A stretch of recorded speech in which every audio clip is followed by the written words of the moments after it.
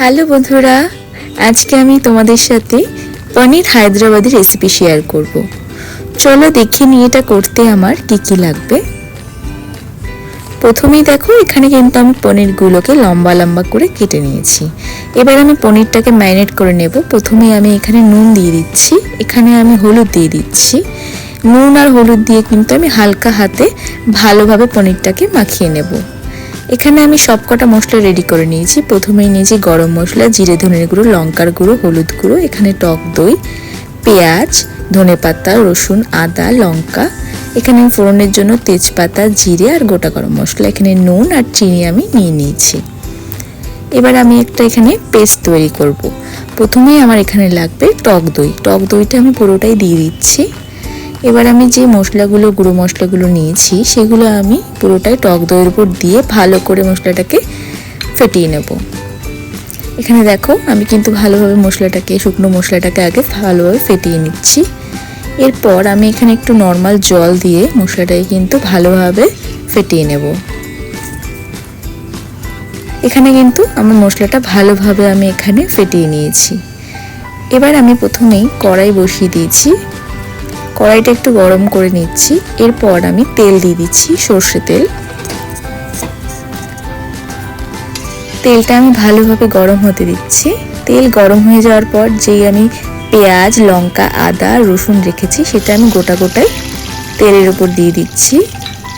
এটা দিয়ে আমি ভালোভাবে কিন্তু ভাজা ভাজা করে নেব। এখানে কিন্তু ভাজা কমপ্লিট হয়ে গেছে। এবার আমি এটা একটা প্লেটে তুলে নেব। এখানে আমি প্লেটে তুলে নিয়েছি, তার সঙ্গে আমি ধনেপাতাও নিয়ে নিয়েছি। ধনেপাতা দিয়ে একেবারে আমি এটার একটা পেস্ট তৈরি করে নেব। দেখো, আমার কিন্তু পেস্টটা তৈরি হয়ে গেছে। এবার আমি যে তেলের মধ্যে দিয়েছিলাম পেঁয়াজগুলো, সেই তেলের মধ্যে কিন্তু আমি পনিরটা ভেজে নিচ্ছি। পনিরটা কিন্তু আমি অল্প অল্প করে আঁচ কমিয়ে কমিয়ে ভেজে নেব। এখানে দেখো, পনিরটা আমি একটু লাল লাল করে ভেজে নিয়েছি। এবার আমি এই পনিরটা ভাজা হয়ে গেছে। এবার আমি এটা তেল থেকে নিগড়ে প্লেটে তুলে নিচ্ছি। এইভাবে করে কিন্তু আমি সবকটা পনিরই ভেজে ফেলছি। পনিরের তেলের মধ্যে আমি ফোড়নের জন্য জিরে, তেজপাতা আর গোটা গরম মশলা নিয়েছি, সেটা আমি দিয়ে দিচ্ছি। এবার আমি যে পেস্টটা তৈরি করে রেখেছিলাম পেঁয়াজ, ধনেপাতা, লঙ্কা, আদা, রসুনের, সেই পেস্টটা কিন্তু আমি এটার উপরে দিয়ে দিচ্ছি। এটা দিয়ে আমি ভালোভাবে নাড়াচাড়া করে নিচ্ছি।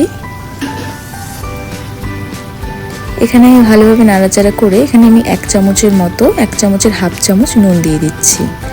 এখানে হাফ চামচের মতো চিনি দিয়ে দিচ্ছি। এটা দিয়ে আমি ভালোভাবে মশলাটাকে আগে কষিয়ে নেব। এবার আমি কিছুক্ষণের জন্য এটা ঢাকা দিয়ে রেখে দেব, আঁচটা কমিয়ে। দেখো, 2 মিনিটের জন্য আমি ভাপা দিয়ে রেখে দিয়েছিলাম। এখানে কিন্তু আমি ভালোভাবে কষিয়ে নিয়েছি। এবার যে আমি টক দই আর গুঁড়ো মশলা দিয়ে পেস্টটা রেখেছিলাম, সেই পেস্টটাও কিন্তু এটার মধ্যে আমি দিয়ে দিচ্ছি। এটা দিয়ে আমি ভালোভাবে কিন্তু মিশিয়ে নেব। এখানে আমার মেশানো কমপ্লিট হয়ে গেছে। এবার আমি ভালোভাবে কষিয়ে এর মধ্যে অল্প পরিমাণে জল দিয়ে দিচ্ছি। জল দিয়ে আমি ভালোভাবে মিশিয়ে নিচ্ছি। এখানে আমি 1 চামচের মতো ঘি নিয়ে নিয়েছি। ঘিটা দিয়ে আমি ভালোভাবে মিশিয়ে এটা ঢাকনা দিয়ে ঢেকে রাখবো। দেখো, ঢাকনা তুলে কিন্তু আমার ভালোভাবে ফোটানো কমপ্লিট হয়ে গেছে। এবার আমি যে ভাজা পনিরটা রেখেছিলাম, সেই পনিরটা কিন্তু এক এক করে আমি দিয়ে দেব। পনিরটা দিয়ে আমি ভালোভাবে মিশিয়ে নিচ্ছি। পনিরটা দিয়ে কিন্তু আমি অল্প পরিমাণে এখানে কাসুরি মেথি দিয়ে দিচ্ছি। কাসুরি মেথি দিয়ে আমি ভালোভাবে এটা ফুটিয়ে নিচ্ছি। দেখো, এখানে কিন্তু আমার ভালোভাবে ফুটে গেছে। এখানে আমার তৈরি হয়ে গেছে। এবার আমি একটা প্লেটে কিন্তু পনিরটা তুলে নেব। আমি এখানে প্লেটে পনিরটা তুলে নিয়েছি। আমার কিন্তু এখানে তৈরি হয়ে গেছে পনির হায়দ্রাবাদি।